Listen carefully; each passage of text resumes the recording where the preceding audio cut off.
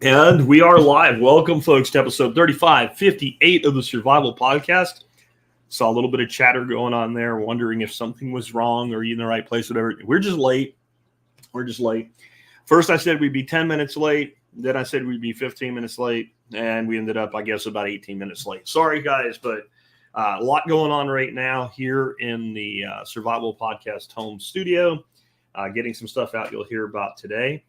Real quick, as we lead off today, before I even talk about what we're going to talk about today, just a reminder, the workshop tickets for the TSP 24 Fall Workshop go on sale on Saturday. And it's nowhere near as big a deal as like a rock concert, but I want you to think about if you want to come, getting tickets is like getting tickets to like the rock concert of the year from a competition standpoint. If you are not logged in and ready to go on the Telegram group and click the link and get your tickets on Saturday morning, the 21st, this weekend, you will not get a ticket. I'm telling you, they will go that fast. Last year, when I dropped that link, it took exactly 2 minutes and like 37 seconds or something, about 2.5 minutes, and it was done and gone. I don't say this to market it. It's sold out every year since the first year we did it.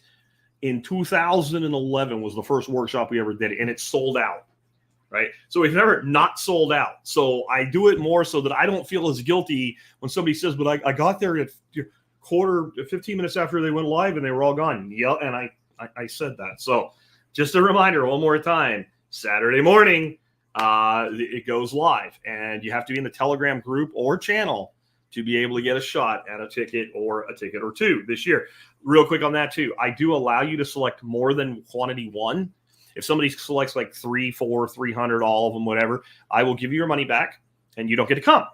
I allow 2 because some people want to come as a couple, and it's kind of a make or break it thing. Like if I can't bring my wife or my husband or my partner or whatever, I'm not coming. So that we've had that happen, like one leggers, like the guy gets the last ticket and he can't get one. So we decided to go ahead and do that. But that is all. Quantity 2 maximum. Any cheaters, you just don't get to come. All right. With that, what are we going to talk about today? Well, they tried to kill Trump again. I actually thought it was bullshit yesterday when I heard about it. We weren't really dialed into the news cycle on a Sunday. We generally aren't. My wife and I did a bunch of yard work and some stuff for the workshop as far as food go and all. So we just kind of heard it on the news channel when she flipped through it, and it sounded like shots near Trump, and it could have been anything. It could have been like some guy out in the street shooting at another guy. Who the hell knows? They like to blow everything out. Turned out, no, somebody tried to get close enough to shoot Trump, armed with a scoped rifle, albeit an AK, not exactly a smooth operator's first choice. And the shots that you heard actually came from the Secret Service. We'll talk about the larger implications of all this today. Then we're going to move on to something Putin just said early last week. And I haven't heard anybody say it on mainstream media. And I don't know what you call it.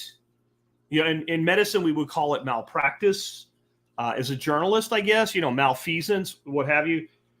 This is something you cannot ignore. It's something you cannot ignore, and it involves the intentional use of a word that is a lie by the media. The word is permission. The word is permission or authorization. And both of those words are a lie when it comes to long-range strikes inside Russia. You need to hear this. You need to understand this. And the small-minded people around you, they need to hear it too and understand exactly what we're playing with when we're playing with fire like this. Literal freaking fire that we're playing with. Also, I saw an article today on X that I didn't read because it's behind a $300 paywall for a premium subscription to some sort of real estate bullshit. There's no recent articles on it, but I found one from last fall, which is probably where the statistics are anyway. Do you know that almost 40% of Americans today own their own home without a mortgage, like they own their home outright, of people that are home owners? That's not all the people in the United States. It's not the kids. It's adults who are homeowners. They either have a mortgage or a paid off mortgage. 40% of people that held a mortgage at some point do not hold a mortgage anymore. Sounds great, but we'll talk about how it actually plays into this whole deraveling of society that we're witnessing around us right now. And it's good for the people that have it. Don't get me wrong. And paying off your house, I'll never tell you not to. But I'm going to explain to you how it actually will probably be part of our downfall. It shouldn't. It should be one of our greatest strengths. But we seem to have passed the desire to utilize things as strengths. And we just want our side to be right. And so we'll talk about that. How about this? I recently saw a post about an apartment that you could buy, right? So it's more like a condo in China. And it was, oh my God, it was maxed out. It was one of the most amazing things I've ever seen. And you could buy it for about $180,000 US. And my initial thought was, yeah, but what does the average Chinese person make?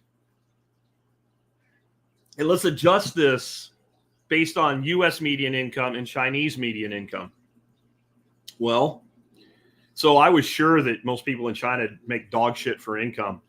Turns out I was wrong. Turns out, now it's China, so we have to be careful with how much we trust information. But turns out the median income in China is now higher than the median income per individual in America. And it's actually really hard to determine this. Because if you look up the median income in China, you will find the median income per individual. And if you try to look that information up in the United States, they don't want to give it to you for the individual. You have to figure out like what percentage of people are single and which percentage of people are, two people to a household to kind of come at. But turns out that the average American today, or the median income in America, is a little bit less than the median income in China. Now, when we get to it, I'll explain why it's not that cut and dry. That median is the middle, not really the average. And the lowest income people in China are probably well below that of the lowest income in America. But if you're basically a working professional in China today, you have economically a better quality of life than a working professional in the United States today. Now, there's a lot of other things you give up, right? I'm not saying we should do it the way China's doing. I'm saying this is part of the problem we have. Whenever you say something that's in any way positive, or not even positive, just honest about other countries, people say, you're a shill for G, right? Or some stupid shit like that. Like we cover the Putin thing. I'll tell you about a guy that said I'm supporting Putin by saying, hey, you should better listen to what the man with a whole bunch of nuclear weapons is saying. That's not support. It's called fucking honesty. We'll also talk about how, like, some good news. Homeschooling continues to grow at a rate that is now creating headlines that when I told you there would be headlines like this 3-4 years ago, some of you told me, Jack, I think you're going a little bit overboard because you want it to be true. And I have to say, of all the types of predictions I make, ones like this are the ones that I actually want to be true. I actually hate most of my predictions coming true. It makes me sick and nauseous to see something I've said is going to happen and watch the pieces begin to fall because most of it's bad. This is good, but it also has some negative implications for the economy and society as a whole. And it's something we need to understand. And then we're going to finish today with why I personally believe, given all the shit we're going to talk about today, this country is closer to a civil war right now than it has been at any time since the 1860s when we actually had a civil war. In fact, I would tell you that we are at a point of divergence where I believe we either will have a civil war or we're probably going to end up within the next few decades with a peaceful secession or breakup of some of the member states that don't want to do this shit anymore. And it's not me being a Texas secessionist that just believes in a myth or some shit. I honestly feel this way. And I think there's, people talk about Texas because we have certain assets, let's say, that would allow us to stand alone as a nation. But there's plenty of states with a relatively small coalition of 3 to 5 states that could do the same thing. And people say things like, well, if that happens, then Texas gets vaporized or something. We don't live in the 1860s, even though we have an environment a lot like the 1860s. What type of political will and what type of political reality awaits? Oh, we're going to nuke Texas because they don't want to be part of the country anymore. And what does a Supreme Court decision that says, well, you can't do that mean when a state says, yeah, but we did? There's a fundamental reality coming to a head here. And I'll just say that if somebody told you this about the Soviet Union in 1984, when all the indicators were there that it was about to happen, I know what happened. I remember what happened. They were called crazy. And I was a little kid, so I believe those people were crazy. Then I joined the military. left the country for a couple of years. And when I came back and watched my first Olympics after it, I was like, how the hell does Lithuania have an Olympic team? I didn't even know it happened. They didn't tell us a lot when we were deployed into Central America. So things can happen really, really fast when they decide they're going to happen. History waits for no one, but it's pretty clear where we're headed many times if we pay attention to the past as to the future. So that's what we're going to talk about today. So we have a big lineup, so we better get into it. So let's go ahead and hit up our sponsors of the day real quick here before we move on. How about the Freedom Trinity Seminar? This is from John Bush at Live Free Academy. There are 3 things that you can link together where you can do business in legitimately what you would consider a parallel economy. Some people oversell this. Some people are like, yeah, if you do this, you can make meth in your backyard and sell it. There's nothing anybody. No. It's not that good, right? It's not that separate from the state. Not that I think you should be cooking meth. I'm just saying there are limitations to what this can do for you. But it is so much better, especially for people that want to be in certain aspects of the economy, like healthcare, like food. We just did a show a few weeks ago on how to start a food club and use ministry and a lot of these techniques to be able to do things that a competitor down the road from you just can't do if you do it the right way. Now, one thing I'll tell you about John Bush, if he puts together something like this and he tells you that it will teach you the right way within the limits of what's possible, it is going to do exactly that. Check this out. This was originally done live, but they have now made it kind of an evergreen thing where you can take it whenever you want to. It's no cost to just take the basic seminar. If you want more after that, there's a paid upgrade for it, but you should check it out. Next up today, the thing you should check out is Canine Academy from Joel Riles. Also behind Fortress Canine, one of the best dog trainers I've ever met in my life. And I know a little bit about the canine mind. I did a show on dogs and the way dogs think. I guess it was about 7 years ago. And one of my best friends, he said, he told his dad to listen. It's like, his dad is not the kind of guy that would normally listen to a podcast like mine. He said, Dad, I think you'll like this. And when he was done listening to it, what he told my friend was, wow, someone that actually knows how dogs work. So I know what I'm talking about when it comes to dogs. So when I tell you Joel is the man, he is the man. You need to check out canineacademy.us. Get signed up there. If nothing else, take the free problem-solving library, and then consider if you want to maybe take the basics course or some of the other options. The core obedience basics, that's where I recommend everybody go right away. If you teach core obedience to your dog, you can teach them anything else you want. And if you don't teach them core obedience, guess what? You probably can't teach them jack diddly squat about anything else. So with that, let's go ahead and start on this subject about what happened with Trump. Unlike when I came back to you guys after the weekend with the first assassination attempt, which sounds weird as shit, doesn't it? Like, here we are, like, what, 70 days later, and we're talking about assassination attempt number 2? We don't have anywhere near the amount of information available to us that we did then. I am really pushing people toward like Nostr technology and things like that for freedom. But right now, X, Twitter, call it what you want, has the network effect, and the pure volume of knowledge that was dumped there, way ahead of the media, was huge. And because it was a public event with cameras from many angles, we were able to ascertain things that if the media had wanted to, they would have been able to, which showed us that they didn't. We still have assholes saying, well, maybe Trump was just hit with a piece of glass, even though there's literally no evidence of that, right? This was private. To my knowledge, there's no video of anything. There might be, but they haven't released it if there is, and they probably won't if there is. Because Trump was playing golf. Trump's playing golf, and all of a sudden they hear shots pop off. So when that popped up on the news media yesterday, this is the other reason. I didn't even know that it was legitimately an assassination attempt till I woke up this morning and my wife had like read on her phone about it and said, yeah, hey, look, this is actually an assassination attempt. They got a guy in custody. Oh, and he's got like significant connection to Ukraine. Not official connection, but like Ukraine is very important to him, and we should all be sending soldiers there to fight the war for the Ukrainians and things like that. If you look into some of the videos that are circling of this gentleman talking prior to this event, not like a manifesto or anything, just his normal everyday shit, he's pretty emphatic about this. In fact, one of the videos I saw of him when he was talking about the need for us, all the countries, to send troops to Ukraine. He was choked up to the point of almost crying. That's how attached to this idea he was. So you hear there were shots fired, but the president was never in any actual danger. Now, that's subjective, but I would call it accurate reporting as to the shots fired. Why? Who fired the shots? Does anybody know? The suspect fired, as far as we know right now anyway, 0 shots. The Secret Service actually did its fucking job. Imagine that. And they actually surveilled the places that were most likely where you would worry about somebody coming to try to kill Trump. And when they did that, they saw a barrel sticking through a fence. And they're like, well, that's not right.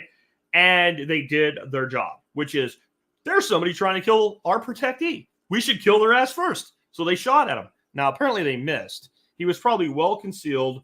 And if you know anything about ballistics, even a well-placed shot, even a caliber you would think, a round you would think would get through, hitting something like a chain link fence can completely change trajectory. So dude hauls ass and abandons everything, which, by the way, was probably, depending on, like, did he wear gloves? Are these weapons registered to him? And registered is not the right word. I hate when people use that word, and I turn around and use it. Is there paperwork somewhere, like the purchase paperwork, that shows that these were his weapons? Because what you don't want to get caught with is all the stuff. So he abandons everything, jumps in his vehicle, and hauls ass. Some guy sees it, calls 911 immediately, and says, I saw the guy. He's in a vehicle that looks like this, and he's heading that way. So the Florida State Patrol and local PD like floods the area, the I-95 corridor, and they catch this guy really quickly, honestly, after this all went down. They have him in custody. No final shootout, no blaze of glory, nothing like that, which is useful because at least now there's somebody to interrogate. And it's not, well, we think that what he was doing is, but eventually, if he'll talk anyway, this is what he said he was doing. Because he's not getting out of this. He is getting convicted. I'm sure his lawyer told him to shut his mouth, but eventually he's going to tell everything that happened and try to cut some kind of a deal here. And the reason he may be able to get that deal is because he never actually fired a shot. He could say, I was thinking about it. I went there with the intent to do it. But in the last minute, I decided not to. And that's why when they shot at me, I didn't shoot back. There's all kinds of ways to play that. And Plant Propagation USA says he's available for now. Oh, yeah. There could be, an accidental suicide. But I want to talk more about the cause of this. Everybody's like, deep state actor. Let me tell you something about if you had a deep state actor. What you would have is somebody far better trained than this ass clown. That would be capable of making the shot and be able to pull it off. If you had a true pro in either of these scenarios, Donald Trump would most likely be dead. I think in this case, maybe not. Maybe not. There's at least a possibility of no. But honestly, if you really want somebody dead, I don't care how much protection you put around them. If you really know what you're doing, that person is dead, especially if you're willing to get caught or shot. If you're willing to die for the cause or be captured for the cause, you're probably going to get that person. So I'm actually more worried, wondering, what's actually at play in this? And I do think the deep state's involved. See, this is the problem. When you don't agree with somebody's full crazy-ass conspiracy theory, you're saying, oh, it's nothing. No, I think it's exactly what I said about the first shooting. I think that there are people in our government that want Trump gone by any means necessary. They keep amplifying this bullshit through the media. They keep repeating, there's a lot of shit to criticize about Trump, but they keep repeating absolute lies. They keep telling you that 5 officers were killed during the insurrection. First of all, it wasn't an insurrection. It was a riot. And absolutely no police officers were killed during that event. There was a cop who died the next day of a heart attack or some shit that happened to have been injured there, but the injury is not the cause of his heart attack. He was a guy with, people have heart attacks all the time. He probably had you know what I'm saying. He probably had one of these, right? You'll have to look it up on the video if you're listening to the audio of this. So, and how do you know this? Because if they won't say the names of the people killed by illegal aliens and shit, will they? But if there were 5 officers, they would say those 5 names over and over and over and over and over again. And that's why, you say Trump blew the debate. Yeah, he blew the debate because he missed so many open shots. When Kamala Harris said there were officers killed that day, he should have turned to her and said, name them. Name them. If this is so important to you, Tell me who they were. What were their names? Because there would have been no answer to it. Well, I don't know off the top of my head because they don't fucking exist, right? So I think what's going on is these people are agitating this. I do think they're seeing it happen. I do think this guy probably was known to the fucking FBI again, right? Known to the FBI, period. Again, period. Yeah. And I don't think it's like a complete lay down on the job thing. I mean, the Secret Service did their job, but I'm going to tell you why. It has to do something with we talked about before called the iron law of bureaucracy. And the iron law of bureaucracy was authored by Jerry Pournelle, who's now gone. He was a modern philosopher, thinker type person. And he said in any organization, the people dedicated to the organization itself, they will rise to the top and they will write the rules and the control. They will become the bureaucracy. Yeah. And the people dedicated to the mission will never get to that level. And there'll be this line drawn between them, this iron line, where the missions will never be in control of the organization. They'll be stuck down at lower levels and never get to make the rules and things. It requires ass kissing and things like that. The Secret Service, though, those people who are missions in it, they really are. You don't go to get that job unless you are willing to die to protect the President of the United States or any other dignitary you're assigned to, regardless of how you feel about them, or you don't take the job. It is one of the biggest commitments a person can make on the planet to say, I want to do this. Those men and women care about what they do. Again, I'm talking about the missions, not the bureaucrats. And what almost happened this summer is a black eye that they do not want repeated. And so those people are hyper vigilant, but are there enough of them? I mean, Brandon already came out and said the Secret Service needs more help. The fuck does that mean? Maybe it means, hey, if they're getting that close to him, they might get that close to me, or her, or whatever, because this is starting to flare up emotions on both sides. I think that they're purposely ginning this up, and if he gets popped, they're going to be like, oh, it's a tragedy, like that. I really do. I think it's that fucking bad. I think these people are rooting for someone to take out the orange man. And it's disgusting. And if there is a reason to vote for anybody, that's it. That's it. People say, but Trump sucks on this and sucks on that. They all suck on a shitload of stuff. But anybody the people in power want gone this bad probably is the better choice of the two that you have. And that's what you have. You have a choice of two. There is no third choice here. There's no option three. Right? Kennedy never was, but he's made sure he's not. If Kennedy won in every state, he's still on the ballot now. He wouldn't have enough votes to win, and he ain't going to win one state. That's why he took the pragmatic approach that he did. But I think they are trying to get him killed versus trying to kill him. And this is why I feel that way. If they were trying to kill him, he'd already be dead. It is almost frightening how easy it is to kill anybody, no matter how much security they have, if you actually want them dead.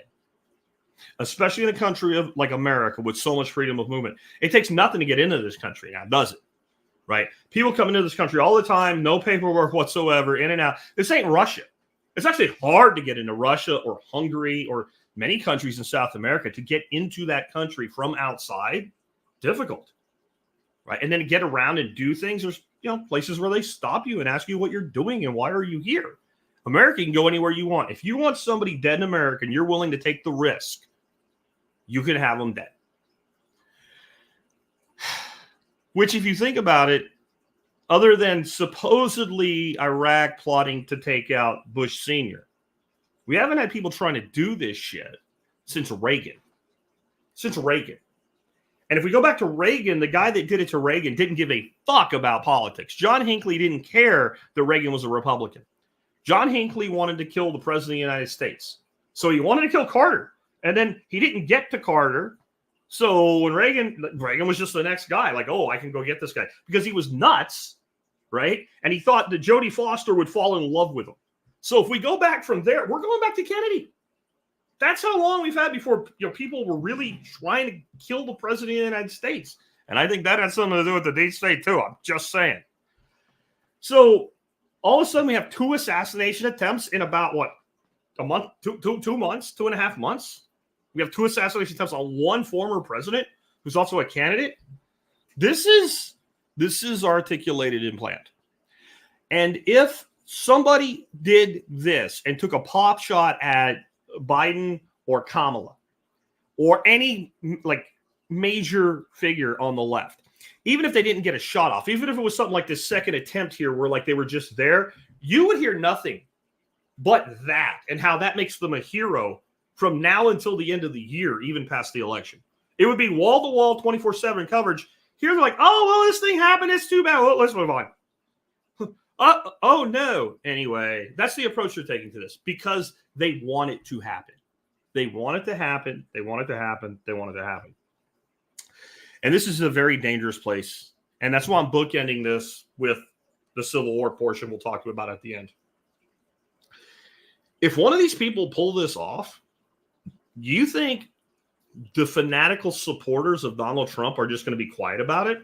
Just accept it? Just let it be and just say, oh, too bad? Or do you think it might really flare some anger in people that are already at the edge? The other thing you need to understand, the reason I brought up the fact that it's been so infrequent that somebody actually tries to kill somebody like the President of the United States, yes, if you really want somebody dead, you can get them dead. But trying to kill the President of the United States or somebody under Secret Service protection is a really great way to end up with your head exploded all over the ground. Like, you might get it done, but you're going to get done in too. How this dude didn't get sniped by Secret Service is amazing to me. You know, I'm sure people say they missed on purpose or whatever. I'm not going to judge that because we don't have any information. When you judge things you have no information on, you are an ass clown and you shouldn't do it. We'll wait and see if we ever get any information. And trust me, we will, because just like in the other event, there's going to be a lot of people on the inside start leaking information. There are people very upset about this inside Secret Service. And that's why Dan Bongino, who I'm not a huge fan of, but I like him overall, but that's why he's been such a great source of information about this shit, because he has connections inside Secret Service because he used to be an agent. So there's a fraternity there. He's in the media. He's big time. He's also alt media. He's an owner on Rumble. He can get information out, etc.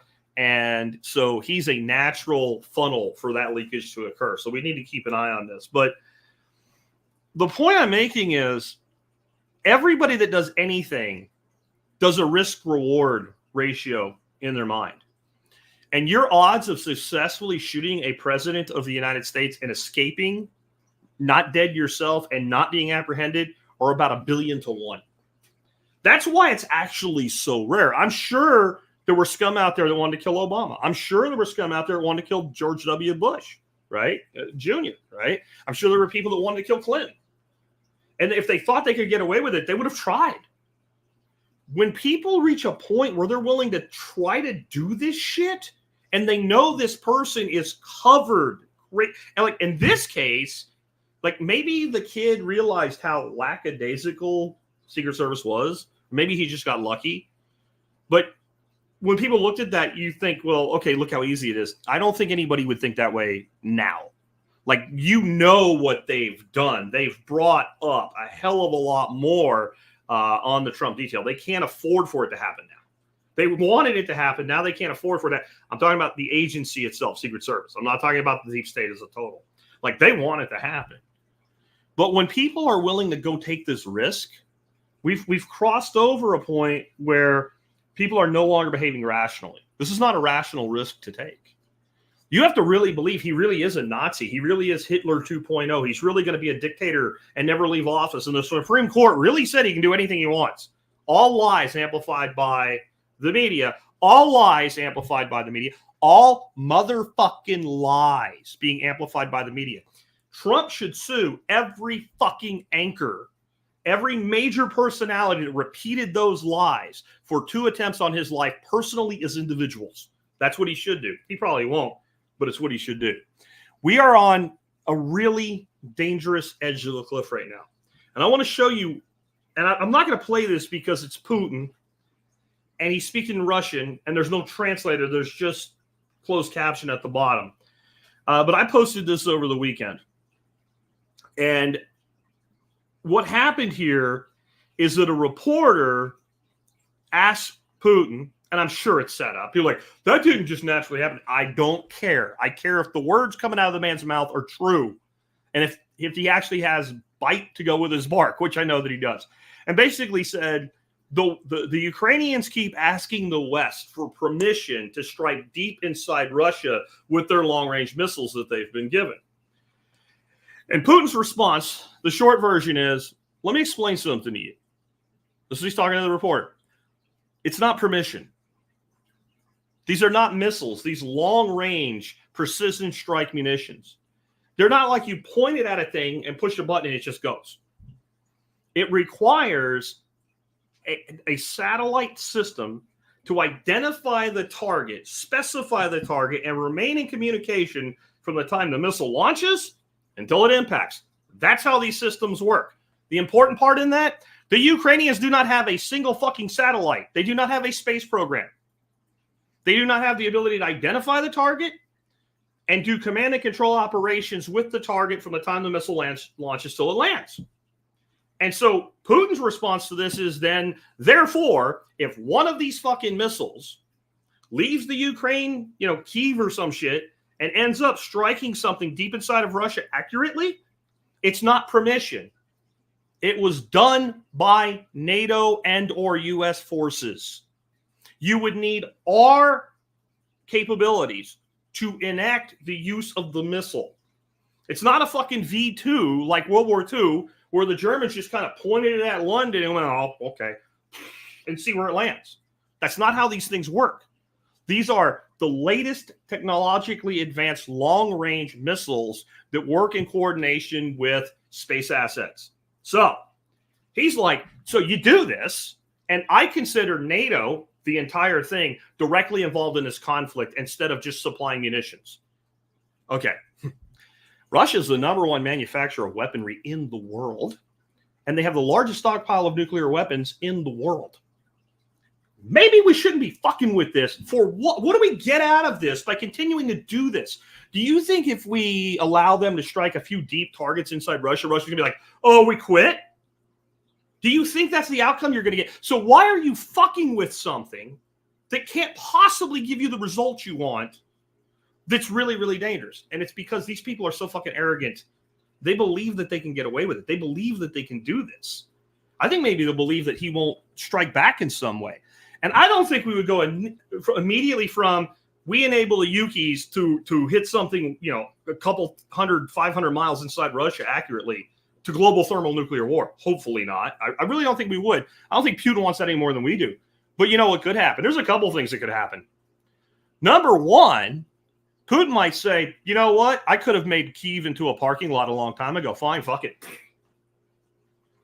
And you don't think he can? We have air defense artillery there. Yeah, and I talked to the guy that's one of the top people in that MOS in the Army to find out exactly what we have there. And we do have there. Very good. Top of the line capabilities. Every one of those missiles is $1 million.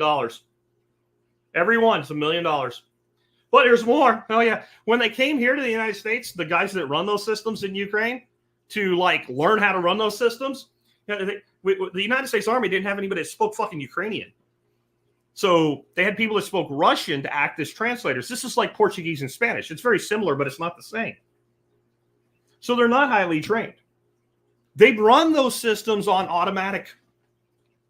And they're limited. You can't, they call it an Iron Dome, but that's a misnomer. You can't cover everything. So you pick your highest value targets and you cover those, and you have limits. And they run on fucking automatic. We have the easy button for it. They just turn it on and it defends things. You know what that led to? So we decided, hey, let's give them some F-16s. What could go wrong? Turns out they took our $65 million plane and our $1 million missile that we all paid for and gave them, and they shot down their own fucking F-16 with their fucking Patriot. Woohoo! We're winning. That's winning, isn't it? Yeah, winning, right? Yeah, that's what we did. That's the people we think we're helping in all this. All we've done is get almost 1 million Ukrainians killed in 3 years. That's all we've accomplished here. It is time for us to get out of the way. How does that tie into the Trump assassination attempt? I'm going to tell you what Trump's real plan is for Ukraine. And he can't say it because it would probably cost them the election. And the other side can't say what it is because it might actually, if it came from them, cost them the election, even though it's the same thing. I know it sounds crazy, but if the other side said it, then there's a lot of people that might be like, well, maybe that's what we should do. And we're talking about an election. It's going to come down to 7 states and a few thousand votes, right? So either side is worried of doing this. But here's the plan. You know what? We're not paying for anything anymore. We're not supporting you anymore. So you better get to the fucking negotiating table with the Russians and talk to them. But we'll support you a little bit if you do that. But we're not going to keep an open-ended checkbook anymore. We're not doing this anymore. Now, if Trump says that publicly, now, it will be used against him. He's a tool of Putin. He's a Putin stooge. Putin made him his bitch. Putin's interfering in an election. Blah, blah, blah, blah, blah. Russia, Russia, Russia. All over again. So he can't say it. Do you know why I think that's what he's going to do? Because it's the only thing he can do. When he says, I'll have that war done before I even take the oath of office, because as soon as the election's over, the transition begins. Other governments know who they're going to be dealing with. They start having this dialogue back and forth, and he's going to have that conversation with fucking Zelensky. And Zelensky's going to be like, fuck, we're fucked. So he's going to start that process, and he's probably going to run off to some villa with U.S. citizenship that we paid for and gave him again. With all the money that he's grifted, he'll live out the rest of his life in some tropical paradise somewhere, and Ukraine will be turned over to fucking BlackRock and Brown and Root to be rebuilt, and Halliburton. Watch and see. If he wins. If he doesn't win, or if these assholes keep escalating, we could turn this into a regional or even global conflict before the election even happens. I'm just saying, that's where we're on the road to. Let's move on to something that seems unrelated anyway. 40%, here's one of many articles I found backing up this claim. I found a post on X today from Anthony Pompliano for some chick I never heard of that writes for some publication I never heard of. It's for real estate people, like investors and whatnot. And I'm like, maybe I'll pay for the article, and then you can't buy the article. You can't buy a month of access. You have to buy a year of access, and it was $299. Well, I'll tell you what, these paywall people, you guys really need to figure out fucking Bitcoin Lightning. You could have charged me $1 for that one article. I would have given you the $1. In any event, none of the remove paywalls or anything worked because it's really a membership site, so it's designed to do this. But I was like, well, is the stat true? So I started looking up articles. Here's one that I found. Basically, right now, it's something in the range of like 39.9% of Americans, call it 40% of Americans, who own their own home, who are home owners. And remember, we call a person a homeowner the day they sign the paperwork and move in, no matter how much money they owe, they're a homeowner. But almost 40% of people who do own a home now are living mortgage-free. And that was 2022, and this number keeps going up. And what people said when I shared this article and shared this fact today on X, and it's not untrue. Well, it makes sense. The baby boomers are aging. And as you age as a baby boomer, if you've been in your house a long time, even if it's a 30-year mortgage, if you bought your house when you were 30 and you just didn't miss any payments, by 60, you're paid off, right? And most people in the boomer generation who were ever going to buy a house had probably done so by the age of 30. Now, if they could have moved or whatever, but it just seems like there's a huge segment of that demographic. And the boomers are also quite frugal-minded. One thing I can say for them, like, they get a lot of shit, but they're not as different from Gen X as people make them out to be. They're maybe a little less technologically advanced because the older you are when a new technology comes out, the less likely you are to adopt it and use it. But in general, they grew up a lot like Gen X did. They just had parental oversight, care, and consideration, and were doted on a little bit more. But in the end, they grew up in the same environment, jumping bikes over their friends, busting their ass, being told to rub some dirt on it, it'll be okay. Like, boomers are pretty solid. And one of the things they did learn, they were better connected to like silent generation that remembered the Depression, GI generation that lived through it. They were better connected than we were. Like my grandparents were that way. But, if I think of some of like my boomer relatives, they were connected to people like my great-grandfather who really saw all of that. So they had that Depression mindset put in them early, and even if they didn't look like they were doing it because they rebelled like crazy in the 60s and the drugs and everything else, when it came, like people usually come back to where they're planted to some degree. They've been pretty damn smart with their money. A lot of them don't have a lot of money, but they have paid for cars. They have paid for houses and things like that and decent jobs. So that would seem to make sense. And the baby boomer is a large number of people, a large demographic of people. And the vast majority of that 40%, like 75% of the 40%, are 65 or older. So they're full-on boomers, right? They're from young to elderly boomers. Makes sense. But what's always kept that from being the case relative to the economic sentiment of the country, so you didn't have this continuous rise and less open mortgages, if you want to call them that, was that younger generations were buying. So we might look at this and say, this is great. This is great because the more people that own their homes outright, the more stable the housing market, the more stable the economy, the less catastrophic consequences there are to a recession. People are able to stay in their homes, especially the elderly, which aren't able to have a good income anymore. That means they can exit the workforce and make room for the young. It all sounds great. But why? Something I always teach people in every situation, do a Nicole sauce. But why? Because young people aren't buying fucking houses.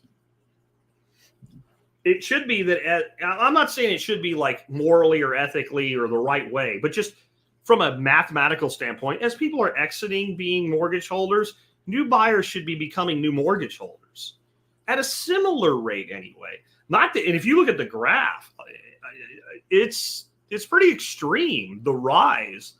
And it didn't all start with COVIDs either, guys. This graph goes back to like 2010, and it's every year more. And those were some of the good years when mortgage rates were still low. Now it's even more the case. The other thing that's going on now is there's starting to be more and more people holding mortgages over kind of the magic number that the idiots at the economists decided were important of 6%. So that means more people are biting the bullet and becoming homeowners with these elevated interest rates, which historically aren't that elevated. The problem with a 6% mortgage today or a 7% mortgage or as high as 8% isn't the percentage itself. I've defended the boomers before with this fact. The average mortgage interest rate in the late 70s to early 80s was between 12 and 18 fucking percent. Those people would have creamed in their jeans for a 6% mortgage. The problem is the artificially low interest rates on mortgages for over a decade vastly overvalued the housing because people don't worry about what's the cost of the house. They worry about what's the cost of the payment. So now we're in this stuck hole that we're in with reasonable interest rates, maybe a little bit high, but overvalued property. And those two things don't go together. And it's crushing first-time home buyers. So what does Cackles want to do? Let's just give people $25,000 to buy a house. Okay, so you just raise the price of every house on the fucking market 25 grand. That's what you've done. Let's not actually fix the problem. No, fuck that. Where are you going to get the money? Like all this shit she says she wants to do. Where are you going to get the money? We're going to give new business owners $50,000. First of all, I don't believe you. Second of all, where are you going to get the money? It's a tax credit. Well, they don't make any fucking money.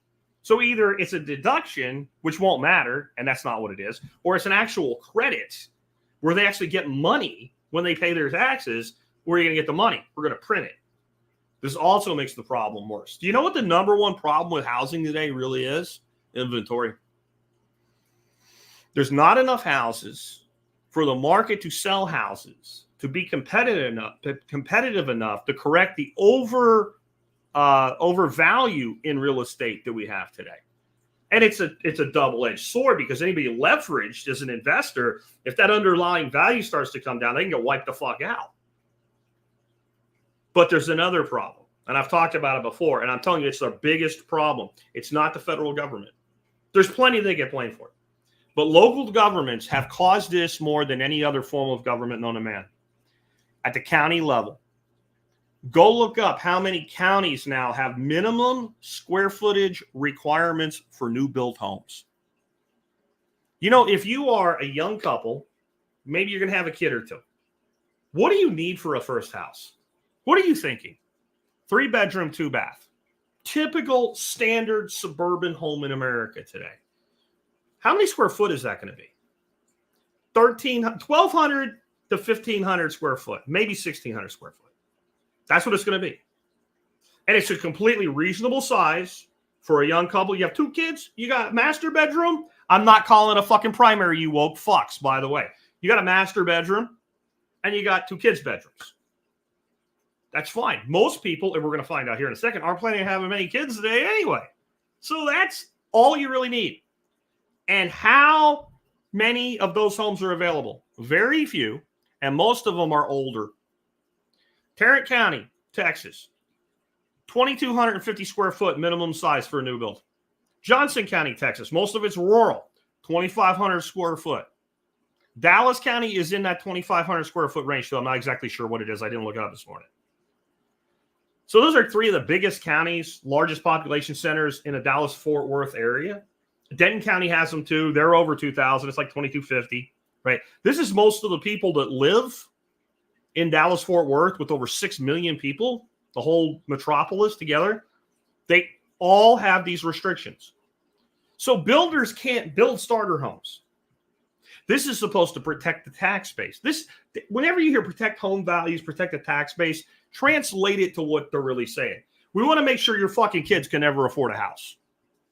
That's what they mean. We do not want the real estate market to correct itself because we've already borrowed a bunch of money through bond initiatives that you morons voted for and said we could. And it's all leveraged against real estate taxes. And if the underlying value of the tax base goes down, we're not going to have any money. So we're in this huge trap. Huge trap. And as much as I don't want the federal government telling local markets what to do, I would say this is a violation of people's rights. Honestly, I would push for some sort of amendment or something that says you can't tell a person how big their house has to be. I don't think it's right. I think if I buy a piece of land and I want to build a house on it, and I want to build a 200 square foot house, that's my fucking business, not yours. Oh, it'll hurt the value of other houses. How? Right now, there's nothing. There's no option at all. There's no house there. This is destroying. This is the thing. All these young people, I'll never own a house. I'll never own a house because Trump. Trump was president for 4 fucking years. 4 years. These other people have been in control for longer than you have been alive. But somehow it's all his fault. This is ridiculous. And when people say, well, it's Biden's fault. Biden was a senator for most of his time in government. I don't think he really got to make a decision left, right, or center under Obama because Obama basically just stuck him there. Right? Here, just go fuck off and make money in China and Ukraine, right? Like, he wasn't an active participant in that, right? He's been president for 3.5 years and he doesn't even know how to eat his friggin' oatmeal anymore without assistance. This is a problem created by the system itself. But again, mostly it has been created by local governments. All these young people should be asking their county commissioners, their town councils, why the fuck can't we have 1,300 square foot houses? You want to get involved in politics, do it at the local level. And that's where to start. If you're a young person right now and you want to know why you can't afford a house, go find any place builders are building new houses, if you can. And tell them you want to buy a 1,300 square foot house. And then sanity check my claim. And when they tell you they don't have any, ask them why. They'll tell you. If the person says they don't really know, you're too low in the organization. Say, who do you work for? I need an answer to this. I need to know why I can't get a 1,350 square foot house. Like, that's all I need. I need a 3-bedroom, 2-bath house. Why can't I get one? I'm telling you, probably, I don't have a hard factual statistic. I'm pulling this out of my ass. But based on a cursory look, I bet you more than 50% of counties have restrictions like that. And I bet you almost all the counties with what you would call, reasonable population levels, the places people live. I'm sure nobody gives a shit how big your house is in some county in Colorado that has 150 people in it. But I could be wrong because we had some of the most onerous regulations like that with the guests we had out of a rural county in Colorado. But I'm sure there's places you don't have to worry about it. But nobody lives there. There's not a parasite class that has literally built their income on taxing property there. But where there is, boy, if they want to give themselves a raise, all they have to do is just keep inching up. And every problem we have looks just like that. It's the same pattern. It's the same pattern.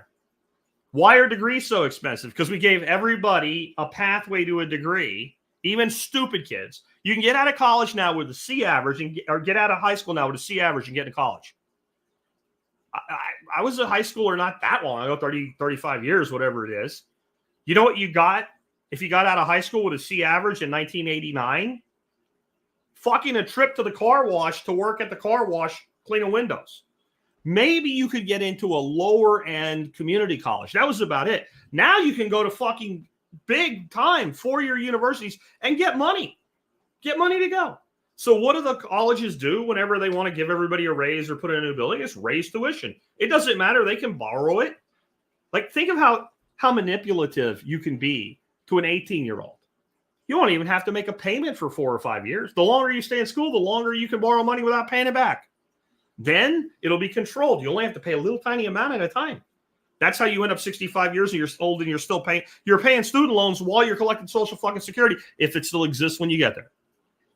This is the same shit they've done in every market. And I know I sound like a broken record with this. It all goes back to 1971. Go look up the website. What the fuck happened in 1971? Look at the number of administrators in education. Skyrockets. Look at the cost of tuition for colleges. Skyrockets, 1971. Number of administrators in the medical industry. Skyrockets. Number of administrators in the insurance space. Skyrockets. Every problem we have skyrockets on the day we untethered from the last vestiges of the gold standard.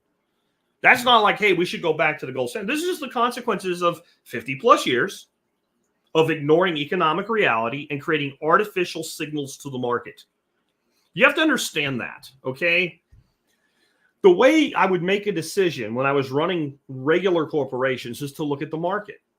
How many people are hiring? What is the projections for hiring next year? Those companies, because we used to be in contract recruiting placement, right? So we placed contractors with companies so we would go to them and say, well, how much activity do you see in build outs, retrofits, all that stuff next year? And they would give us a number, a set of numbers, and we would drop that into our model and we would build our teams based on that. We would start looking for recruits, et cetera. Well, where did they get the number? Well, they were looking at the larger economic indicators coming from the United States Government Statistics Department that was looking at the numbers reported from gross revenue across the whole spectrum. And it's the best number we had. We knew it was flawed, but it was the best that we could work with because it was the closest thing to real we had. It was how many people are spending how much money where. But when we made money cheap, we fucked that signal up. We corrupted that signal. We made that signal all but worthless, right? Because if I said to you, are you going to go out tomorrow and buy a $30,000 car? And if you knew that you had to go out and write a check for $30,000 and no 100 cents and hand that check over, most of you would say no, because even though that sounds like a good price on a new car now, I don't have $30,000. But if I can say, would you pay $380 a month for a car? Most of you would say, I wish we could. But when you could, you did. All of this was built on that kind of cheap, rapid monetary inflation. And now this is you're right, plant propagation is saying there's 0% bank reserves now. That is true. During COVID, they made the final change in that. A bank needs no percentage of reserves to loan out as much money as they want, which is all created by you taking the loan in the first place. And we can't figure out what's economically wrong. So we artificially create shortages of supplies in a primary human need, housing. We make money to buy housing super cheap. We drive up the housing inventory price that's available. Then we change the cheap formula and make it expensive to buy a house. And we go, I don't understand. Oh, they understand. They know everything I told you, and they don't give a fuck. Never forget that. Now, on that note, we have another crisis that's coming. And that is people are deciding not to have children. And everything I just said is a big part of why. A big part of why. I actually see there's multiple huge reasons for this. But the headline for those not on the video, this is from The Hill, very much a left-wing publication. 1 in 4 younger Americans is not planning to have children due to finances. And for some reason, they have Cackles and Orange Man debating in a video on the top of this, even though it has nothing to do with it because, well, that's what you do when you're in the media today. You just throw shit at people. But the basic conception here is that many young Americans, so these are Gen Zs that are old enough to be thinking about this, right? So like high school grad level and a little bit older is the oldest Gen Zs right now. And then your millennials, especially your younger half of the millennial generation, your people that are 25 to 35-ish right now, where they, like they still have time to become parents if they want to. 1 in 4 are basically saying, nope, I'm not going to do it. When they're asked why, the number one answer they give is the economy. I can't afford to have kids. I remember growing up and hearing people say all the time, if you wait to afford to have kids, you'll never have kids. And I think there's truth to that.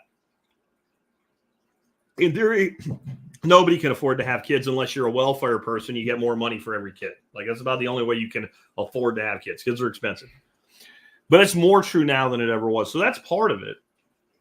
Why would I have kids? I can't even buy a fucking house. Reading back to our last one. But there's another side of this. They have destroyed the minds of young people. They really think we have 10 years and we're all dead. It doesn't matter how many times you show them the press release from the Associated Press that says we have 10 years before it's catastrophic and there's nothing we'll be able to do. And the date on that fucking press release, does anybody know what it is? 1989. Now, here's the thing. All of this climate change bullshit is all based on mathematical models. People that can't solve the mathematical equation 1989 plus 10 equals X, okay? And can't get a right number from that and go, hey, wait a minute, something's off here. I don't trust the rest of your math, right? I don't trust you doing complex algorithms to predict the weather 50 years in the future if you can't do 1989 plus 10. And you can't do 2024 minus 1989 and then take those two numbers and find the difference between them. I don't trust you. You see, like I think that's a pretty rational, logical stance to have on this. But these young people don't believe this. They believe what they're told, and they're being indoctrinated into this shit. I'm so glad we got my grandkids out of public school. My grandson was in like second grade. My wife picks him up from school. They're driving home. He starts fucking crying. He's a little kid, He's second grade. You're pretty little. You're like 8 years old. And so my wife's like, what's wrong? He said, we're hurting the planet. My wife said, what? What are you talking? What do you mean we're hurting the planet? Well, we have a big car. My teacher said big cars hurt the planet. The kid's fucking 8 years old. So my wife being really smart and not being like me, or like, I'm going to go tell your teacher she's a fucking idiot and stop talking to you like that. My wife just says to him, how do you think your teacher gets to school? When you look at the parking lot, where all the teachers park, are there lots of big cars in the parking lot? He's like, well, yeah. She goes, then do you think they really believe what they're telling you? Now, the sad thing is they probably do, and they don't make the connection. They want you to do it, but they can't do it because they're heroic teachers who don't wear capes that have to buy a big car, I guess. That's how that works, This nonsense, right? So if you start programming, and we've been doing it in earnest since about just when I got out of the education system, it's really ramped up in the 90s is where they made the change. Because remember what I was taught. But when I was in 8th grade, I was told there would be no oil at all, not peak oil, no oil in 30 years. It was in a textbook. I remember it. And that textbook had a publication date of 1979, 35 years of oil. So it was about 30 years of oil left when I was in 8th grade. That's what they told me. Total bullshit. I didn't believe it because I went home and told my dad about it, and he said, shit. They're nuts. He said, go look up known oil reserves. You had to go to a fucking library back then, use a Dewey Decimal System and card catalog to try to find this information. But when I did, and I found out how much oil we knew about and not even what we would discover, I stopped worrying about it. Most kids wouldn't do that. These kids are programmed in this shit. So they really think every single person is making the earth sicker by being here. Why would you expect those to be people that are like, I want to have 3 kids? When I was a kid, that was kind of the dream family. Mom, dad, nice house, picket fence, 3 kids. A boy and 2 girls and a boy. Like any of those worked, right? And at least 2. Maybe we won't have 3, but at least 2. Everybody wanted a couple kids. Now, kids are actually seen as a problem. By kids. Kids that haven't even grown up yet have already decided kids are the problem. You're still a kid yourself. By the way, I think you're a kid till at least 25, just to be clear. I wish you would grow up a little faster. I really do. I think that's possible. But today, intellectually, people are children to 25 and many older than that. Like, I've heard theories that we should now call young adulthood 25 to 45. I'm like, are you fucking kidding me? Like, just give people another crutch to put underneath them and make excuses about their lives. But we're having a population crash. And people think replacement theory is a conspiracy theory. First of all, just because something's a conspiracy theory doesn't mean that it's not right. Okay? But I don't even think this is a conspiracy theory, because a conspiracy theory is something that people try to keep quiet and try to hide. I think if you are willfully and intentionally getting young people to choose through a myriad of ways, economic contraction, and then this psychological badgering to have less or no children, at the same time, you keep bringing in massive numbers of immigrants from societies that crap out kids like freaking rats, because they do. I'm not saying the people are rats. I'm saying most of these immigrant societies reproduce really, really fast. They're still at high reproductive rates. Then the idea that you're trying to replace the current American in the next generation with some new form of American, I don't think that's a conspiracy. What else would it be? We're going to curtail the reproduction of American citizens, bring in people with high reproductive rates from countries with very different values than our own, and see what happens over the next 20 years. What do you think's going to happen? Do you think all of these new Americans that will be born here, and hence under our Constitution, will be citizens 20 years from now, when they're all old enough to vote? Do you think they will share the ideals that made America what it was? I do not. Not because they're not worthy as human beings, but because the way we're doing it is ensuring that they will not adopt the values of their home country. And it wasn't so long ago that any country you ever went to, a pledge stating that you would do that was required to get in the door, as it should be. If you come to my house has rules. The neighbor may have different rules. Don't give a fuck what the neighbor's rules are. I don't give a fuck what the rules in your house are. I care about the rules of my house. If you can't follow the rules of my house, you don't get to come in. Simple, no? Very freaking simple. Very freaking simple. That's how countries work. That's how countries have always worked. Your loyalty, if you're going to come live in this country full-time permanently, even if you're just going to be a national, it's your kids that will be the next generation. Like, you could try for citizenship, but even if you don't get it, a pledge of loyalty to your new homeland. I will abide by the laws of this place that I have said I want to live in, and I will abide by the customs and cultures. Even if I preserve my own, my first loyalty will be to my new homeland. Or get the fuck out. That's not very anarchist of you. That's actually very anarchist of me. That's how anarchist communities work. This is our shit. This is what we do. We're supposed to do anything we want. Yeah, but in our community, these are the things that we agree to as rules and regulations and laws for our community. You don't want to be part of it. No one will make you. No one will come out, throw a black hood over your head, throw you in the back of a Sprinter van, and bring you here against your will.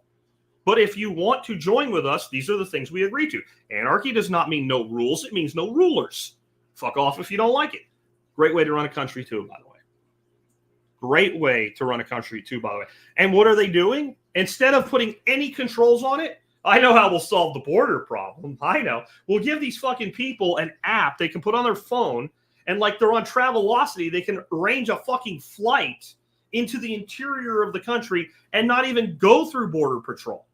Straight past it to processing. And the border bill that Trump killed, all that was money to process more people faster.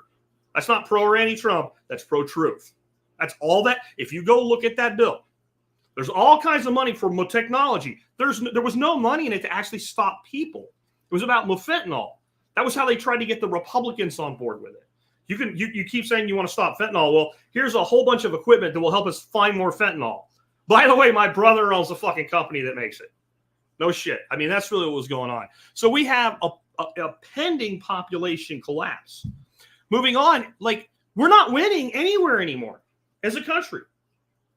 And I'm surprised it took this long for us to really start losing. So as I mentioned in my intro segments, people in China now, at least because again, I only trust so much data from China. But people that live in, like, have regular jobs that we think of, like, you know, they work for Apple in China or something like that, make more money than the average American. The average Chinaman makes more money, not a lot more, Here's the numbers I worked out. The median income in China, depending on the source you get the information from, per individual is $46,000 to $49,000 a year. If you look that stat up for the United States of America and you don't read carefully, which most fucking journalists don't because they just write shit, fuck, we're reading it, right? You would say that the average American median income is $75,000. Almost, not quite, but almost double, right? And that's a big difference. So when you price things in China in their currency and convert it to US dollars, if you were being honest, you would then have to say, well, let's figure it based on average income and what that relates to in dollars. So I've seen that. You know, I saw a place, for instance, a few months ago that was in Thailand and how much you could buy for like $300,000 in Thailand. It was like a $2.5 million house here. But when you did the currency conversion, the income, and then cost adjusted it was like buying that house for $8 million if you lived in America. So it was bullshit.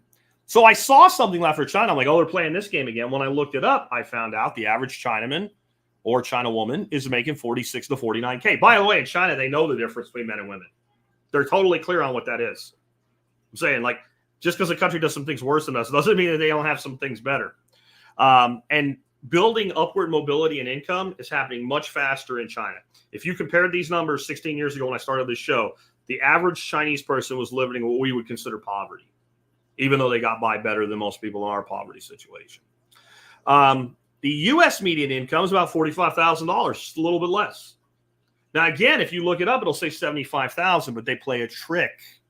They play a trick on you. They say per household. What's a household? Husband and wife. The family would be a household. That would be one, clearly identified household income. Well, how many households don't have two incomes now in that form? Almost all of them do. So I had to go through some effort to figure out the individual median income in America. Because I didn't want to just divide 75 by 2. I didn't think that was fair because there are households of one income in that number. But the number's about 45,000. But I want you to think about it in a totally different way that you probably haven't done yet. How many people are in China? And how many of them are income-earning adults? So what does the future look like at a GDP level for China as this continues? Number one economy in the world. Just the most basic fucking math. We're being regulated to second at best economically. We are headed for third world nation status. It won't look like a third world nation because of how much is already here, but is our infrastructure not already crumbling? Are not our once great cities turning into bullshit? I mean, who wants to go? Like, if I said to you, we're still at a point where they've been taken over by liberals, but they hadn't done all their damage yet. Like, I went to LA 15 years ago. There was a lot of homeless in certain areas, but overall, it was a pretty good place to be. It was kind of cool. I went to Seattle 20 years ago. I didn't see a single homeless person. I definitely didn't see anybody drugged out on the streets and needles laying on the side of downtown like you see now. I went to San Francisco back then. I didn't see people taking a shit in the middle of the street or on store stoops. Who wants to go to these places now? Do you really want to go to Seattle? Like, you might fly to SeaTac to be somewhere in the Northwest, but you're probably not going to hang out in Seattle. They're destroying everything. New York City. I worked in New York City in the late 90s, early 2000s. It was part of my territory. It was freaking amazing. Like, there were some parts that stunk and smelled bad and all. It's just the sheer number of people and whatever. And way too many cars and shit. Not a place I'd want to be, but it was the classic thing people used to say about New York City. Great place to visit, but I wouldn't want to live there. And I could also say I know certain people. I can see why they want to live here. I get it. I don't really think anybody wants to live there right now. I think people are stuck living there. And I think they'll rationalize and explain why it's still the greatest city in the world, but it's not. And what does its future look like if things keep going the way that they're going? Total fucking shitholes. So if your great cities are being destroyed, how long does your nation really have? Why do you think Trump wants to build 10 new cities? Who's going to live in them, though? Right? They're going to be freedom cities. Yeah, I'm sure. Yeah, I'm sure it'll even happen. We are on a downward spiral, and there's not really any way out. We are now at a point of figuring out how to migrate through this catastrophe and rebuild. But we're not going to prevent it. And anybody that tells you is Anybody that tells you we are, there's only two possibilities. They're bald-faced fucking liars, or they're stupid enough to believe their own bullshit. Either way, you probably shouldn't listen to them. Next up today, homeschooling. I want you to really take in the headline of this article. Really take it in when I bring it up here for you in a second. Where have the children gone? Rise of homeschooling takes a transformative look on education. Where have the children gone? Plano School District is one of the wealthiest school districts in the Dallas-Fort Worth area. Long time ago, I talked about these stupid freaking parents that want to spend $9 million to build a bridge over a ditch that you could have literally built, I mean, really nice for a couple $1,000s. But everybody was involved, and there was like 4 homeowners associations involved, and ordinances and all kinds of crap. And the number they came up with, and this was like a little bitty ditch, $9 million. That was Plano. That was just to give you an idea of the kind of place we're talking about. Plano is a city in the areas around Plano that I called them the Aspenites. The Aspenites are at Starbucks. They're all the really fucking rich women who don't work, who the second the temperature in the morning is below 60 degrees, they get decked out in $5,000 worth of winter clothing. They have like the knee-high boots with the tufts around them and shit and the leather coats and all, and they look like they're on their way to Aspen. That's why I call them Aspenites. That's where they live. Do you know what they announced this summer? They're closing 6 schools. 6. Supposedly they're not laying off any teachers. They're full of shit. What they're doing is they're letting people quit, retire, and leave and not hiring new people. My sister-in-law is a teacher. She's in Grand Prairie School District now. They have her literally in a fucking closet because they closed so many schools. She does special ed. She lives like a small area. Probably an area the size of my office would be great.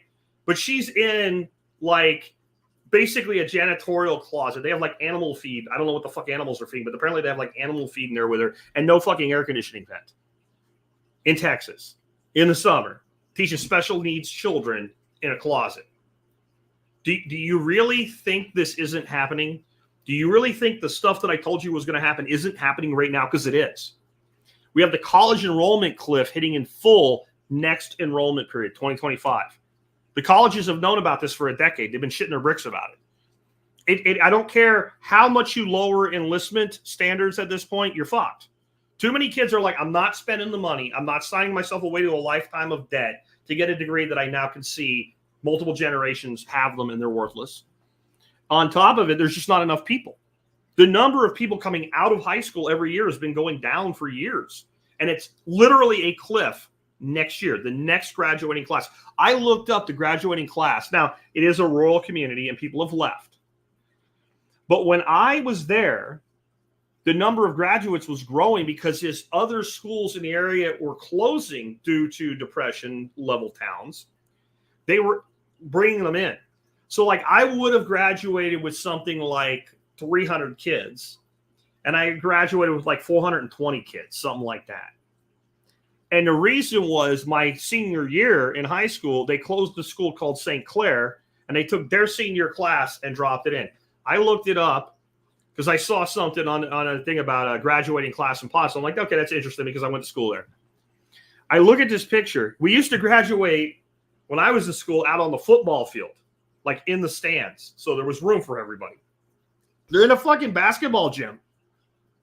I'm like, what the hell? Like, you got to understand something. Like, the basketball gyms in Pottsville High School are not big, okay? They're not huge. They're little. And they don't even fill up the freaking floor of the basketball court.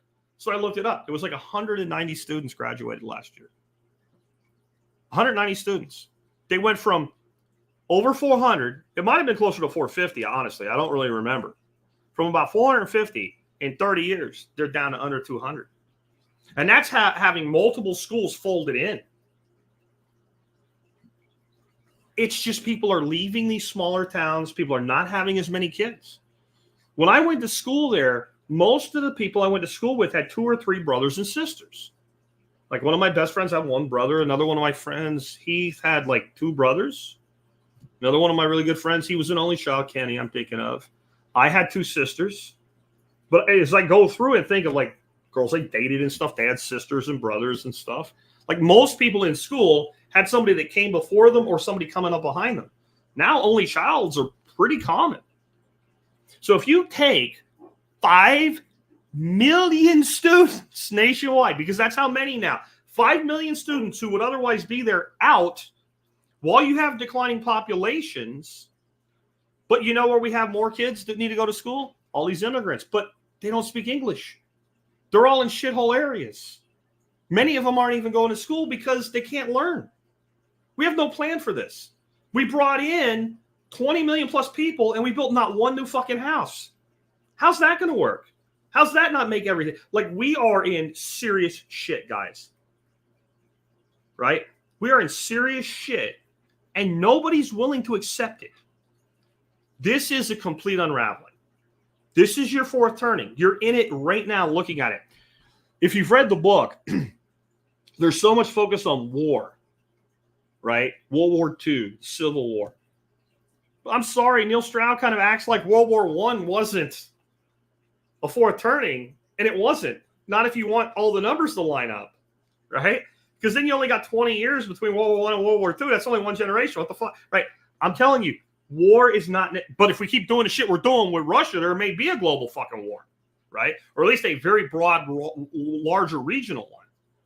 But we are in a total breakdown catastrophe, and there is no fixing it. There's building a new system, which, by the way, that's what turnings are. When you get to that fourth turning, you literally have to completely rebuild society because it becomes so disheveled. And there's an evolutionary theory behind it. It's what keeps us innovating and advancing. But look at where we are. We have people that can't tell the difference between men and women. They want you to legitimately call a person a woman who has a dick. I'm sorry, I'm not going to do it. They think it's okay to talk to children about this shit when they're in kindergarten, first, second grade. They're pumping hormones into children who are confused. They're doing literal surgery on minors. Right? A kid that can't get a tattoo can have their breasts removed. This is not okay. And don't tell me, I had one special child kept telling me it's not happening. And right in the middle of him telling me it's not happening, we have a guy being federally prosecuted under HIPAA for saying, hey, Baylor Medical Institution is doing this in Texas right now, even though it's against Texas law. And then the feds prosecuted him for HIPAA violation. He gave away no patient information whatsoever. He just gave proof that the practice was being done by doctors. He's still under federal prosecution. A country like this can't stand. Right? You know, if you're in a fight with somebody with one leg, all you got to do is kick a knee and they're done. We don't have any legs. We're propped up on stilts right now with fake legs, and they're not bionic. This is all going to come down really hard and fast. Gradually, then suddenly, the next 10 years are going to be awful in so many ways. But it's up to you to turn it into something good. But I also believe something else is going on. I think we are closer to a civil war right now than we've ever been in history, other than the 1860s when we actually had one. In some ways, I think we're in a totally different dynamic, though. The thing about the 1860s is we headed to the Civil War conflict. It was very clear who was who. I'm sure there were some people in the South that were Northern sympathizers and vice versa and what have you. But they also had an option, which is, now that I know this conflict is coming, I'm just going to haul ass to the other side of things before it happens, right? And a lot of people did do that. And the smartest place you could have gone is the furthest north or south you could have got. Like that would have been the best thing you could have done for yourself, is get as far away from it as you could. If you were at an age where you weren't subject to the draft anyway, you could pretty much have avoided most of the problems in either direction. We won't have that today. It was real simple. Are you a slave state or a free state? And the Mason-Dixon pretty much did that, right? So it was clear where people stood, and you could tell me it wasn't about slavery. And I will tell you that slavery was the key cause. The preservation of slavery was the key cause in every southern state's articles of secession. It's not because I say so. It's not because Professor CJ says so. It's because they said so.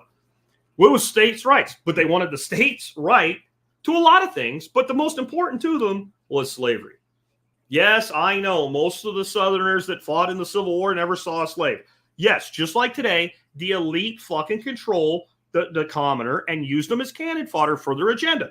Don't disagree. Doesn't change the reality. My point is, You knew if you were in Pennsylvania what side you were on. Tell me that's the case now. Well, Texas. I love Texas. I love a lot of things about Texas. But we're about 60-40, liberal versus conservative. And our liberals are just as fucking lunatic as yours if you live in Massachusetts. They just don't have any power. They haven't had a Democrat has not won a statewide race in Texas since I think 1994. Ann Richards, who then later lost to George W. Bush. Right? Or was it 1990 that she won? I don't know. Bush, the first year that Bush ran for governor in Texas, he beat her. She was the last statewide elected Democrat in the state of Texas. I mean, railroad commissioner, governor, federal senator, all of it. Statewide race has not been won by Democrats in Texas in this century. So when I say they don't have any power, I mean they don't have any fucking power. They're just as crazy. I mean, I've seen things on my next door when people get in political fights, and I'm just like, why are you fighting with your neighbor over this stupid shit? But all the crazy shit, the wokeism and all, they're all in on it. So they're here. They just don't have political power. Doesn't mean that they're not here in body count. We have a total breakdown in this country. It might look a lot more like Bosnia-Herzegovina than it will like the Civil War of the 1860s. By the way, you know what we're on the cusp of? The Fourth American Republic. These turnings all create new republics. Do you know what Gen X is? Do you know what the original term for the Gen X generation was? It wasn't Gen X. Gen X actually described a subset of boomers that came before Gen X. It was a self-assigned label. The media later assigned it to like the people that are 50 years old now. We were the 13ers. We were the 13ers. The 13th generation. 4 make a cycle. Do the math. Figure it out. This would be the Fourth Republic, is what they call it in the book. The fourth turning, and the fourth turning is here, right? And this is a very important thing to understand about new republics or turnings or unravelings and rebuildings. There's a pretty good probability that you can predict the turnings, even if you're off by a generation. You have a short cycle, like Civil War was a short cycle. There was no fourth. There was the third turning. And that was when the Civil War, because there was a powder keg that had built that long. And then there was a impetus that caused it. But in general, you can predict the turnings. You can't predict the outcome. This will happen. Society will rebuild its institutions of government. Most of society will have confidence in those institutions, even if they're awful. Those institutions will grow. They will bloat. They will create a high for a brief period of time, about a half a generation, really. But a full generation will feel like it was in the high. Then you'll get an initial unraveling. That would have been the boomers' Vietnam era. Then you'll get this generation of people that just don't give a fuck. 13ers, Gen X. Then you'll get this coddled generation, millennials, that will be forced against their will to be a hero generation into complete falling apart and unraveling, because they'll be the ones that are in their 30s and 40s at the time that actually have the energy and the capacity and the influence to do it. And they will be aided by the asshole nomad generation that will now be in their 60s and 70s when it all comes to fruition, that will be the people willing to break the rules to get things done. But you don't get a guarantee that it makes things better, right? You don't get a guarantee that it makes things better. That's where we are. Now, I want to answer a couple questions and do a couple thank yous here. One, Bonnie Blue says, great podcast and great topics today. I hope some other regularly who are here will step up and tip too. Thank you, Bonnie. You don't have to do this all the time, really. Bonnie has always thrown me a few bucks. Thank you for that. You don't have to always be the one doing it. Legacy Farm and Homestead threw me $5 on a super chat and says, I'm an anarchist, but I'm voting for Trump. First time voting in 16 years. I'm hearing more and more of that. I think there is a huge potential, if the Democrats are not capable of cheating enough to offset it, that Trump will become the second person in U.S. history to serve non-consecutive terms as president. I really think there's potential for it. It's not if the Democrats will cheat. It's will they be able to cheat sufficiently to overcome the fact that Trump will get more votes from an electoral college measurement anyway. Trump will probably lose the popular vote. He'll probably lose the popular vote. Just look at the populations of New York and California to understand that. And then look at the population of Texas, and I'm going to tell you about 45% of the vote in Texas will go to Democrats. So the three biggest states with population there, even Florida is reliably going to go to the Republicans, but there's still going to be a lot of Democrat votes that get added to the total. Then take the Democrat states, and real simple. Like, this is why our founders created the Electoral College. It's not white supremacy. It's to avoid tyranny of the majority. If you're young, you probably don't know what that means. You should look it up. Liberty Garden says, do you think Texas will secede? Probably. It will depend. I don't think it's if. I think it's what will be the catalyst that will cause it. This is also part of the fourth turning. So if you look at certain events, even though it's not technically considered a fourth turning, let's look at the World War I, which really you can't separate World War I from World War II. I know there are different chapters in the book, but it's really one more long world war with like a ceasefire in the middle, if you really look at it. What started the whole fucking thing? Some anarchist, who wasn't an anarchist, by the way, was just labeled an anarchist, went and popped the Archduke Ferdinand. Now, if somebody went right now and popped an Archduke somewhere, it's bad. I feel bad, but fuck them, right? I don't care. Oh, no. Anyway, that would be the whole thing.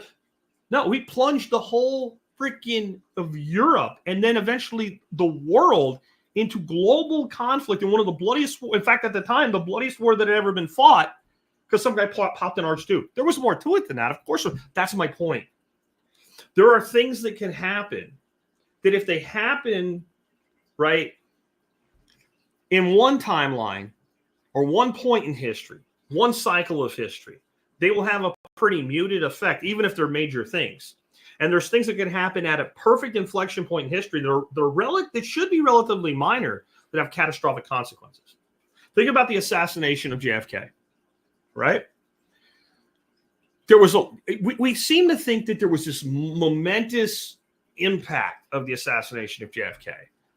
And from a timeline perspective, like an alternative reality, like if Kennedy was still alive and had served out his term and gotten reelected, like it would have changed history. Sure. But it wasn't the big impact people think. Yes, people cried. Yes, the media was like, oh my God, the president's been shot. Yeah.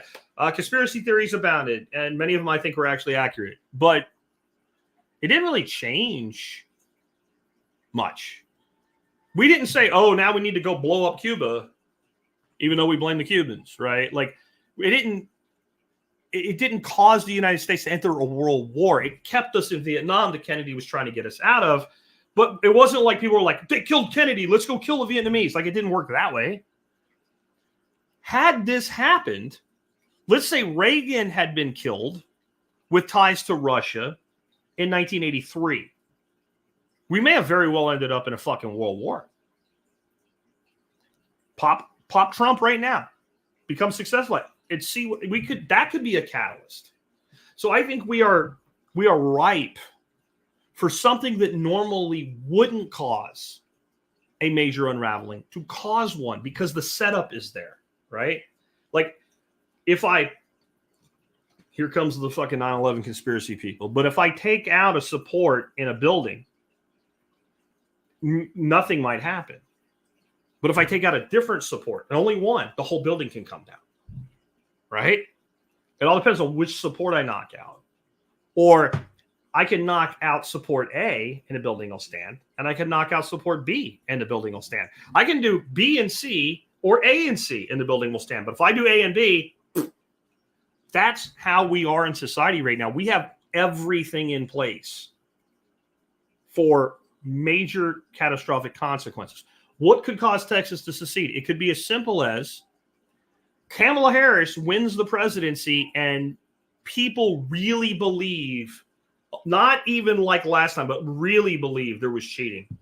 That they really believe that the election is invalid. That there's enough sentiment here right now for that to be the catalyst. I still think it would take another 3 or 4 years for it to go through, but it certainly could happen. There's a lot of things that could cause that. I see a point where the other side is, let's say Trump wins. You know, there was a lot of rattling and mouthing off about California seceding. Go ahead, fuck it, I don't care. The rest of the country may not feel that way, but I don't care. Like, Trump could win. And people are, think of how worked up people are. Think of how irrational people are over Trump. Like, people will look you straight in the face and say, the Supreme Court said he can order SEAL Team 6 to kill anybody he wants and stay in office forever. This bears no resemblance to reality. That is not what the Supreme Court said at all, right? I know what Kinty Jackson said, but she's a fucking idiot that doesn't belong in a position like Supreme Court justice, okay? Like, that was a justice being political, which should never happen. But then what happens? All the mouthpieces amplified it. These people really believe he's the second coming of Hitler. If you think the second coming of Hitler has taken over your country, why wouldn't you try to shoot him on the golf course? Or why wouldn't you advocate for your state getting the hell out of the country being run by Hitler number 2? Why wouldn't you? This is, and the media did this. And they knew precisely what they were doing while they were doing it. And when I say they, I don't mean the run-of-the-mill reporter who just reads whatever they put in front of them and doesn't really know they're asking a hole in the ground. Because most of these journalists don't know what journalism is, let alone the subject matter they're covering at all. All they are is suits and pantsuits that read scripts. So I'll give some of them an ignorance pass. But the people actually that are doing the programming, that are deciding what to run with, that are coming up with the phraseology, the people that are saying we're all going to say weird at the same time, know what they're doing. The people that are going to say Russian interference, the people that are going to parrot, X number of people signed a letter that says, which means absolutely fucking nothing, by the way, and never has worked out the way those people that signed those letters, and no one's ever held them accountable for being wrong, right? The people amplifying that know exactly what they're doing. It's like they want this to happen. But is it uncommon in civil wars for both sides to, at least people in both sides, to want it to happen? Because what does everybody think? Well, my side will win. My side's right, and the side that's right always wins. It's very dangerous. Very dangerous. Yes, I think we probably will at some point, unless if we get through the fourth turning and the systems do get rebuilt before it happens, then maybe confidence gets restored in the institutions of government. And I know hearing me say that, you're like, did somebody kidnap Jack and put a double in place? I'm not saying I'll believe it. It just matters if the majority of people believe it. And the majority of people already believe bullshit. So assuming that they might believe other bullshit is not that complicated. And when I say the majority, I don't mean like 51%. I mean like 80 to 90% of people in this country believe absolute bullshit. Republicans and Democrats both believe absolute bullshit. I hear it all the time. Bullshit about the other side. Like, that's bullshit. You're a libtard. No, I'm a truth speaker. That's all. I believe in facts. Antonio says, off-topic question, if you did not have a family or family to worry about, would you do anything different in this day and age? If so, what? I would really be a lot more likely to leave this country. There is a really good entrance program right now, especially if you have income and you have independent income from location into El Salvador. And it's not that El Salvador is the greatest place to be. It's that once you have a second passport, your ability to travel and work in other places is hugely different than being an American with an American-only passport. The best place to have citizenship, if you're going to live where your citizenship in the world, despite all our fucked up problems, right now is still the United States of America. There's more people that want to be here than anywhere else, and there's a reason. They're also changing that, right? But it is the worst passport to have if your goal is to work and move nomadically throughout the world and go wherever it's best at any given time. You would be far better off with an El Salvadoran passport if you wanted to go live in Spain for, I don't know, a while, or if you wanted to go to Colombia or Argentina or wherever, right? I wouldn't go to those places. They don't go there. That's not what I'm saying. I'm saying if you want freedom of movement in the world and freedom of commerce in the world, being stuck with just a U.S. passport is the worst place to be. I don't have a second passport. It's a significant investment.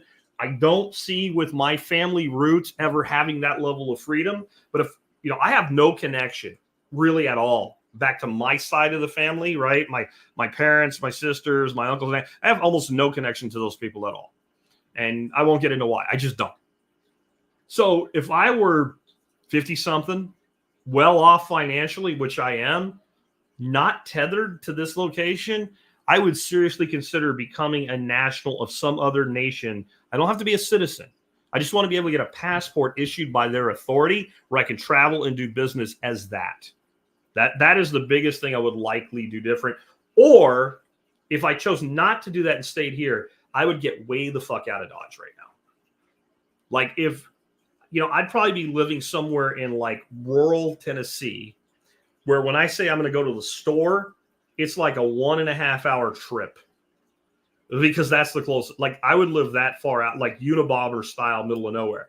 The only reason I wouldn't say like Montana or Wyoming, as I've gotten older, I've realized how much I fucking hate the cold. And so I want a short winter. But it would be something like that, somewhere with lots of water, lots of trees, lots of resources, and a lot less people. Not because I'm running away from all of this problem. I would be doing that because I would just prefer the lifestyle that would afford me to be able to do, to be able to get far enough away from these people to really not give a fuck. Because I already halfway don't give a fuck what they do.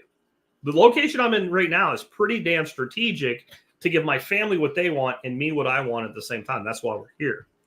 Anarchy says, thanks for always for the great videos, Jack. TSP on. Well, thank you, sir. I appreciate it. A bunch of other comments came in while I was handling those. I don't have any more time today, so I can't go back through them. I do want to let you know about the backyard cover crop course, which I've kind of mentioned a few times, but I haven't really gone deep into on the air. And since we're over an hour and a half already today, I won't go that deep with this. But homefoodsystems.com is the site we set up for these courses. And the backyard cover crop course is now officially launched. We kind of soft launched it last week. I even put out a video today going through like some sample slides so you can get a better look at it, what the back office is like. And I did an article today. It tells you all the things that you'll learn. Here's just a couple of them. How about the 17 best cover crops for fall and winter and the 15 best cover crops for spring and summer? They're in there, and they have deep dives in every species. My Sweet 16 of flowers and summer interplanting, that's in there. How to convert seeding specifications in your gardens to square footage.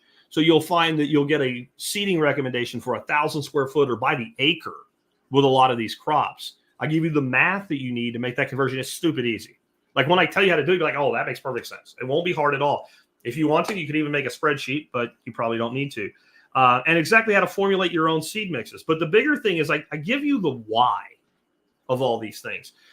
I would say watch the video if you want to learn more, but we get deep into strategy, tactics, and techniques.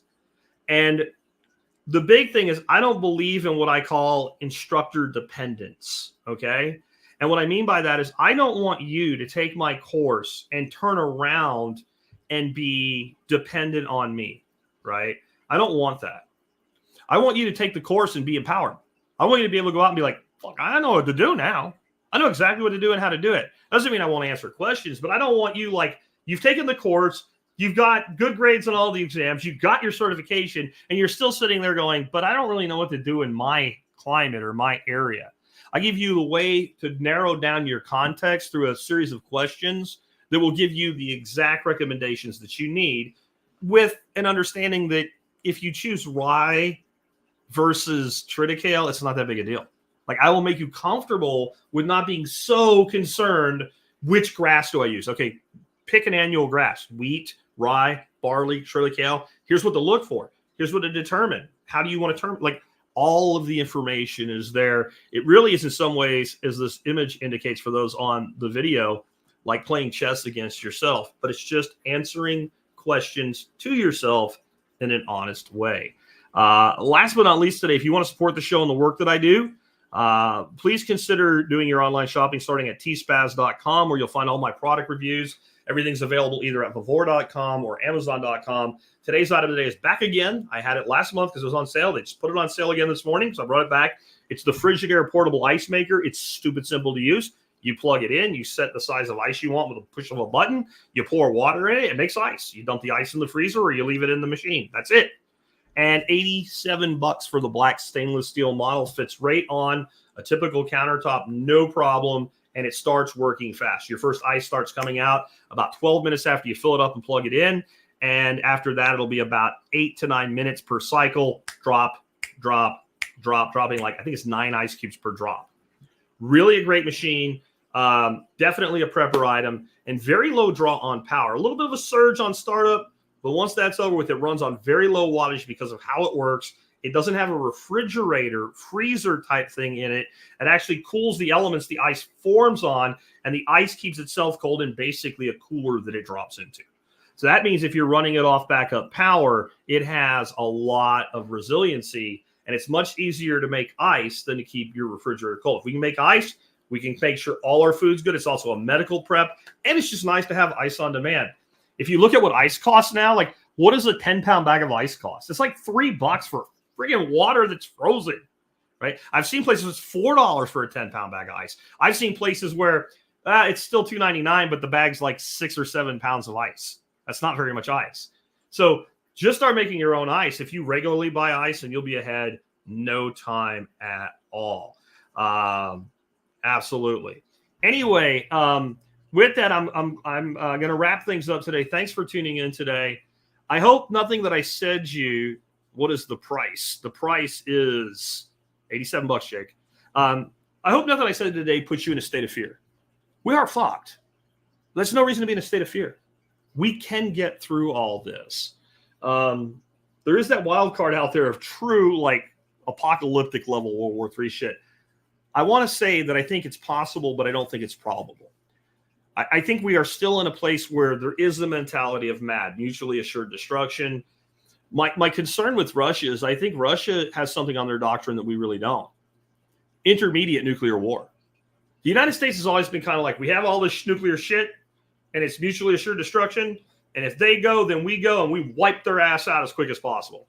Russia's defense doctrine is there is a place for, we're going to nuke this, and this to show that we mean business. And Russia also has capabilities to do things, like I said, no nuclear weapons whatsoever level Kiev. And people in dire situations do stupid shit. That's Ukraine right now. Ukraine is fucked. Ukraine is owned outright at this point financially by BlackRock and the Rothschilds. Like, they literally were going to be bankrupt by the end of this month, and the people that own them said, it's okay. It's okay. We'll accept the loss on the bonds. It's okay. That's because we own you now. And so I don't think they care how wiped out the place gets. And I really think that, again, I'll just hit that again, because I didn't say one other option that they have. I think Russia will level Kyiv if we fuck around with these long-range missiles, and it will be us. Please understand, what Putin said is true. Those missiles are not push a button and it goes to Leningrad or whatever. Like, they need sophisticated space operational satellites to function. The Ukrainians do not have the capability to use those weapons. They're not asking for permission. They're asking us to do it for them, to make it happen. They might push the button, but everything that makes it work, we would be doing, or Germany would be doing. Germany said, by the way, fuck this. We're not doing it. We don't care what UK and the United States say. We're not fucking doing this, right? Germany has maybe a little more memory of shit being blown up, I guess.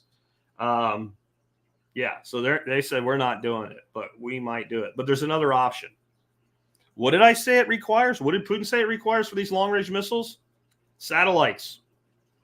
If you don't think Russia has the capability to take out satellites, I don't know what to tell you. And that could be really catastrophic for U.S. operations around the world, for us to start losing satellites that we rely on to conduct other operations.